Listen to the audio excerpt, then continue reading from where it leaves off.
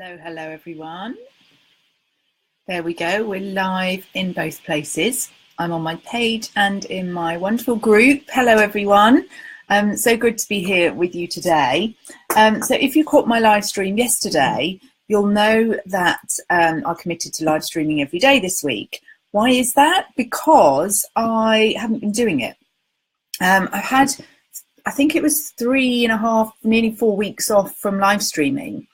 And that creates an issue in my mind because I've gone to ground, I've gone silent, I'm not filling that pipeline, I'm not making that connection with people.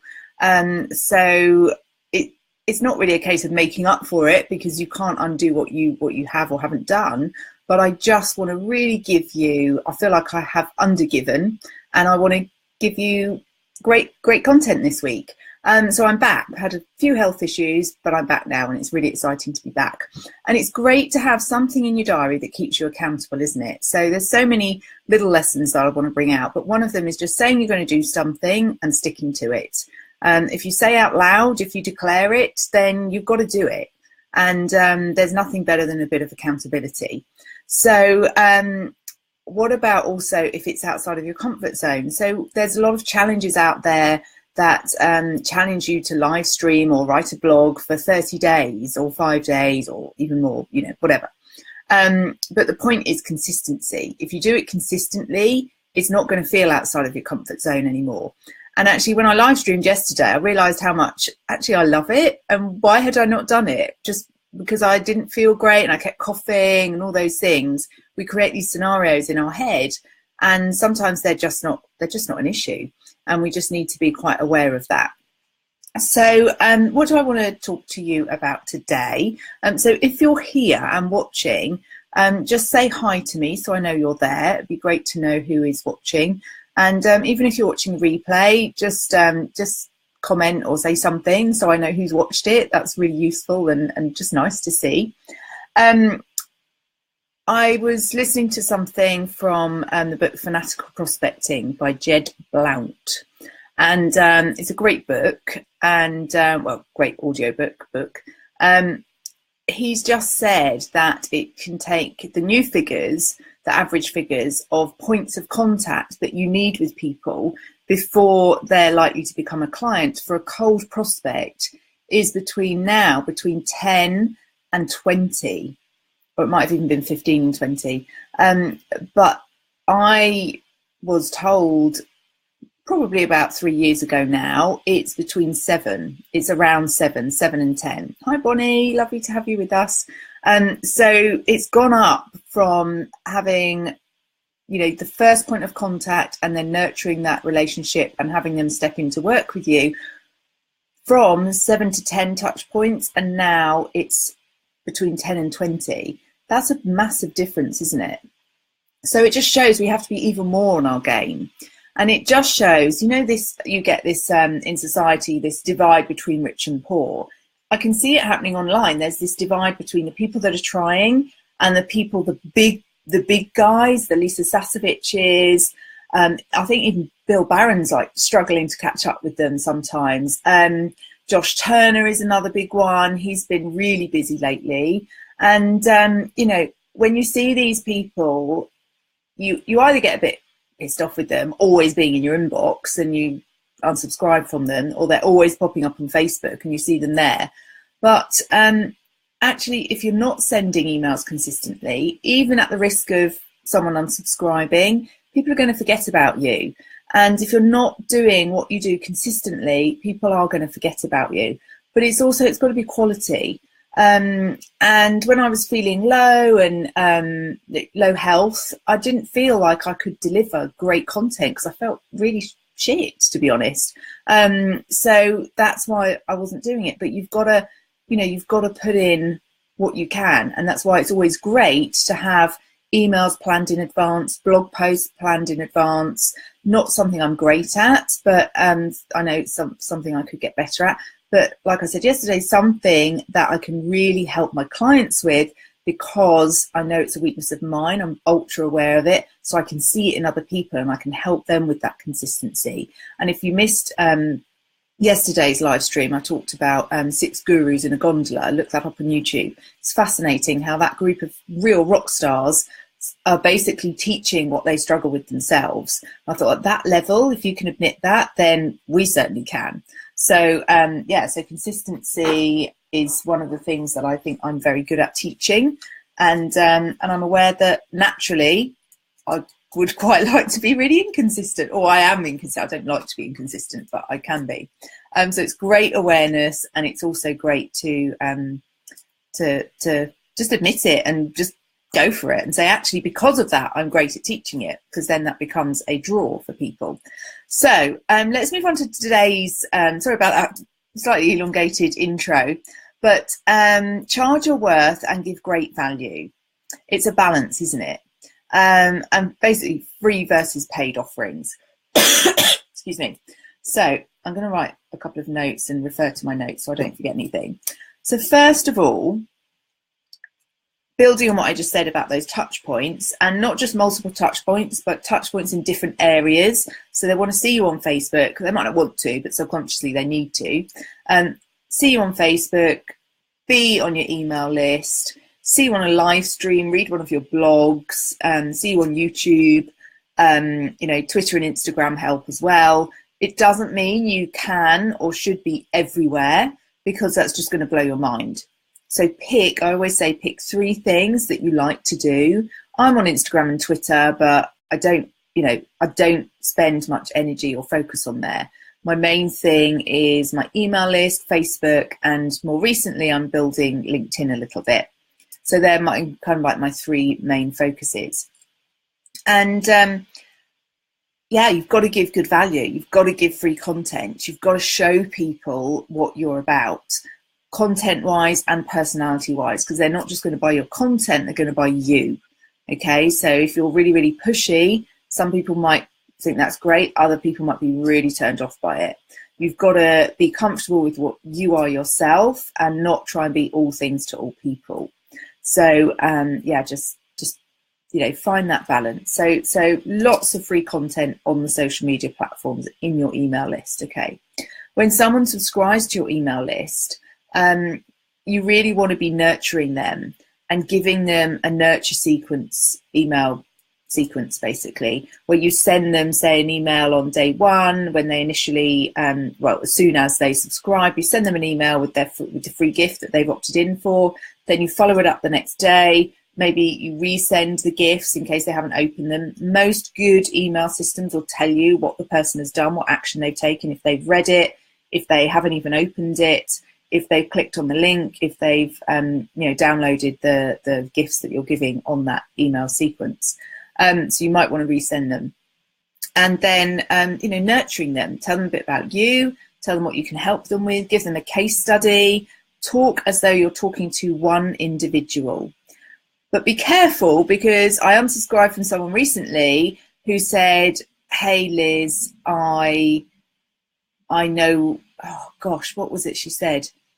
I've been thinking about you recently. That was it. I've been thinking about you specifically recently, or I thought about you last night. And I'm like, that's a load of shit. This is an automated email, probably that was scheduled days ago. You haven't been thinking about me. You don't even know who I am. So just be careful of your language, because that, I just thought, what a load of crock. And just, I thought, I don't want your emails again, because I just don't feel that you're authentic anymore.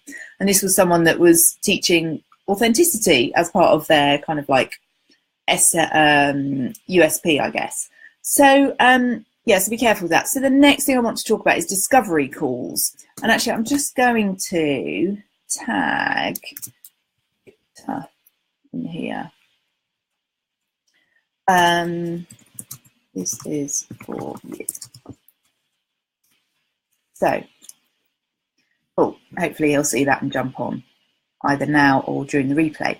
So discovery calls, it's really your call. Try the free discovery calls.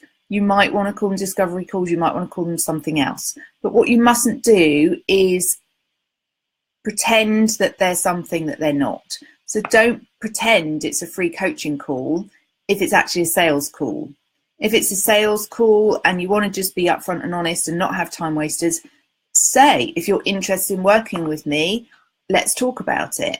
You'll probably get less people, but you'll get people that are serious. So it's all about, you know, where are you? What feels right with you? You have to feel aligned to it. I myself offer business breakthrough sessions, and they're usually called that. If it's specifically for my event, I just call it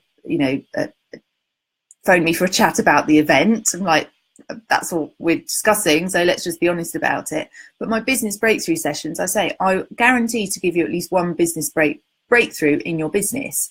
And what I would love to do, and I framed this at the beginning of the call, what I'd love to do is, if through having this call, I feel I can help you further, I'd love to tell you more about how we could work together and fulfill that need, that if I believe you have that need. Is that okay? So always check in with them. Is that okay? Yes. And then when I come to that, I just check again. I'd really love to talk about how I can help you further. Is it all right for me to share with you how I believe we can do that? Yes. No one's ever said no. One lady once said, I didn't think this was going to be a sales call. And I said, well, it actually wasn't. You know, I gave you, and I reiterated the real quality actions that I'd given her, which actually was more than one. You know, this is what I see as possible for you, and your first step would be to do this. But I also said it would be wrong of me to just send you away to go and implement that and assume you can do all the other stuff that we've spoken about without having a plan to do that. All I'm offering is a way to help you implement that plan. Does that make sense? And is that okay? And she was like, she said, do you know what? I really respect what you've just said. And I'm actually glad you're selling to me, because I do need this. And she did buy from me. Some people would have freaked out and been defensive at that conversation. I just saw it as an invitation to really be very, very clear and make sure there was no hard feelings or, you know, cringy, oh, I'm being sold to. So, you know, that's how I would handle that question. So discovery calls, when you get busy, and what you might want to do at some point, start charging for them. You know, you could charge 97. What a lot of people do, especially if they have people that don't turn up, they say, you pay the 97 or 67, whatever it might be, and that gets refunded when you turn up to the call. If you don't turn up, then the money gets kept. There's some people, I've seen it recently, they're taking credit card details, and if you don't turn up, they charge the card, which maybe, I don't know, it's not something I would do, but I think if you can be bothered to set that all up and go through that hassle of potential complaints, then, you know, you'd have to make that really clear in your offering that if you don't turn up, I'm going to charge your card, and you might get reluctance of giving you the card. But on the other side, on the massive plus point, it will weed out those people that actually aren't serious. And if anything slightly more distracting or better comes along, they're not going to turn up for the call. And let's face it, we've all had those people. Even the rock stars have those people. I feel awful to admit this, but I haven't turned up to calls that I've booked. I don't do this now, but when I was starting out, I used to book a lot of calls, free coaching calls with people, and sometimes I wouldn't turn up to them, which is terrible, because it's really horrible when it happens to you, and it's annoying, and it interferes with your scheduling and your time management and everything. So and it knocks you, because you're like, I was really looking forward to talking to that person, and now they've gone AWOL. Now I've got to chase them and re-engage them and rebook, and it's all just a big hassle that we could all do without. So one thing, if you want people to turn up for your calls, always turn up for theirs. Something I really regret doing, actually, and I don't have any regrets, but I obviously have a few because I have that one. So that's discovery call. Oh, one other thing. What one of my clients has implemented, and I think this is great. Actually, we really think this works. So she does a 15-minute introductory call, and that's really like quick. I think I could help you. What I'd like to do is offer you between 60 minutes and 90 minutes. Usually it's 90 because I like to really deliver, but offer you that 90-minute call, and we will really go through your health history, where I think the problem areas are. I'll give you a plan as to, you know, next steps, which will include if I think I should do some testing for you or coaching or whatever it is that you need. We will come up with that all in the 90 minutes, but for that I charge £97. or $97. And I think that's a great way, because if people are serious, they're going to do that. And you're far more likely to get a client out of that. And let's face it, if you don't, at least you've been paid £97 for your time, which is better than nothing. And those short calls, if they don't turn up, it's less of a dent in your day, isn't it? And it's really, you know, it's really been effective for her, actually. So I'm so glad we implemented that. So you might want to think about that, having a really short call just to kind of qualify them, and then invite them to a longer call where you can go for that thing. You could say I do this no, I don't really do that, in a different way. What I've done recently is actually do a free call, and then what I've started to offer is a half VIP day. So for those people that can't actually pay what the cost of my program, or don't want to commit to a long-term thing, I say, well, why don't we do a 3-hour half VIP day, give you my undivided attention. We're going to get through loads. Obviously, we've identified what we need to go through on the call. And you know, that might be enough for you. And if it's not, then we can talk about it more. And that's been really effective. And I always offer a follow-up call after the VIP day to ensure they're implementing, to make sure they're accountable. Because at the end of the day, if I don't offer that, the results aren't as good, because they haven't got that accountability. If you've got that accountability, they're more likely to deliver. You're elongating that relationship, and then at that meeting, if they want to step into working with you, fantastic. It's also a great add-on. If you're offering a short course, it's a great add-on to say, well, you know, okay, you want to do mastermind, but you're looking at this program. Why don't we add in a half day to really get you firing? And then you'll be kind of like, that's equivalent to 3 months coaching, a half VIP day, potentially. Obviously, if that works for you, then yeah, and that is, I think that's a great offering. How brilliant. So good. Okay. Excuse me, 1 second. Okay, so now I want to move on to, actually, let me just talk about why. So why would we ask for payment as opposed to offering something for free? Well, the obvious thing is that you actually get paid. As I've said before, people are far more likely to turn up, especially if they know they're going to lose money. But they're going to value what you give them more. They're going to actually, if they've paid for advice as opposed to got it for free, they're far more likely to implement that advice, which, as I was just saying, that then creates better results. So it creates a better view that they have of you. They're more likely to refer people to you, to recommend you, to sing your praises, to write you a great testimonial. If they don't pay for the advice, they often be like, oh yeah, that's very nice, and now I'm back to working again. You know, people will get off the live stream from this and potentially not take any action. Whereas if they were paying for this and I was coaching them, potentially similar content in a coaching call, but just coming out with an individualized action plan for them, they're going to take action on it. You know, they just are. That's human nature. If you have a book that costs you $1.99 off of Amazon, are you going to read that? Yeah, you might do. And if it's fabulous content, you might listen to it. But if you've spent 20 quid on a book, you're far more likely to read that, aren't you? You know, it's just a no-brainer. The more you spend on things, the more you value them. People that sign up to my mastermind aren't going to start not bothering to attend the calls because they've invested thousands of pounds in that. People that have signed up to a low-cost offering, which is why it's great to have both and go high-end first, but they're often not going to turn up. So not only do they not turn up and you feel rubbish about that, they don't get the results, they're not implementing, they're not even getting the coaching, and it doesn't make you feel good. So low-cost offerings are great, but there's a much, much bigger fallout rate. That's why membership sites, everyone goes, oh, I'd love a membership site and then I can get passive income. There's no such thing as passive income for membership sites because you've got to spend a lot of time recruiting people into the membership site, dealing with all the admin, the payments. You know, the average life time frame for a membership, I think, is about 3 months, which I was really surprised at. I thought it'd be longer than that.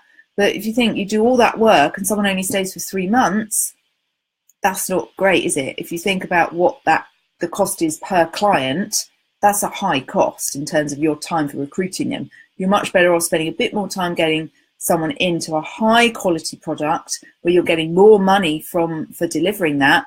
They're getting the results. You feel fabulous. They feel fabulous. They recommend you. They do testimonials. And at the end of the day, you have way more money in your bank account, and everyone feels great and gets results. So just be very wary of membership sites, you guys. Low cost offerings are great as long as you've got the accountability. Membership sites, you know, if you're not delivering live and you don't have that actual connection with them, yeah, great to churn out, but you know, not ideal. That's why a lot of the good membership sites are just done by experts, because they have the time and the resources just to churn them out, you know, willy-nilly. They can easily repurpose loads of their content, and it's dead easy. Okay, so let me move on to events. So should you do a free event or workshop or a paid for one? So I'm talking anything like between an hour's workshop up to 3 hours, up to a day, up to 2 days. I'd say even maybe, I don't know anyone would do a 3-day workshop for free, or even a 2-day one, to be honest, but maybe a 1 day. I know I'm in a mastermind, and it's an event mastermind, and a lot of people are doing free events that are around not a whole day, but pretty much. They're free events, they get advertised on Facebook, so it's a numbers game. You absolutely have to get a lot of exposure to get enough people there. There's usually a 50% turn up rate. No, it's much less than that. I think it might even be 20%. So if you've got 100 people sign up, you might only get 20 people in the room. If you've only got 20, you might only get 2. That's going to really make you feel a bit on your back foot, isn't it? When you walk into that room, nice big room for 20 people, and only 2 show up.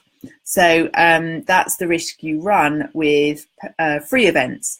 And obviously, if they're paid for, people are more likely to turn up. If they don't, you've got the money. Okay, so always take the money up front. Hopefully that's pretty obvious. Make sure you do that. What to charge? So my event, early bird, is half price, so it's £197 at the moment.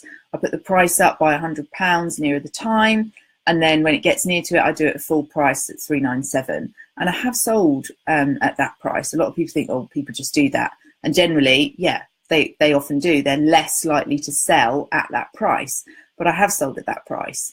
But you need to feel that that you need to feel aligned to it. You know, don't say it's half price if you're never going to put the price up, because that's just ridiculous. And you will be known as, well, you just won't feel great, and people will eventually cotton on if they never see it at the full price. So just be careful of that. So as I said, mine are £197. I kind of, in my head, I think that's £100 a day, and I think that's fair. You know, I'm covering the room, my materials, all of that kind of thing. But most of all, I feel good that someone's going to get amazing value for 200 quid. Like 2 days, really amazing value, great networking, great connection. 200 quid, like why wouldn't anyone spend that? It's, you know, a friend of mine does a networking event. It always overruns. It's amazing. But I think it's 67, and then it goes up to 97. But it's 3 hours, which I think is good quality. You know, there's a bit of content in there, but most of it is networking, and that feels fair because you don't have to pay a membership fee or, you know, anything like that. I think she runs them 4 times a year, so they're working great for her. So again, how do you feel? You know, do you feel aligned? Are you confident people are going to turn up? What carrot and stick do you need to encourage them to come and to make sure that they do with the stick? So I tagged Victor in because I know he's going to be doing some workshops, and I think this is a really important subject for him. Should they be free or should they be paid for? And you know, the biggest advice I can give you is to test it. Test it for a number of reasons. A, to see how it works, to see how people respond, to see how many people turn up.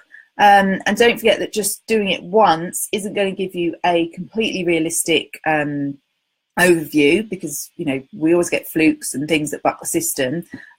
Test it at least twice to really find out, but also not just figures and numbers and conversion rates. Remember also, if someone's attending a free event, if they haven't seen you before, then they're less likely to perhaps step into buying a program from you.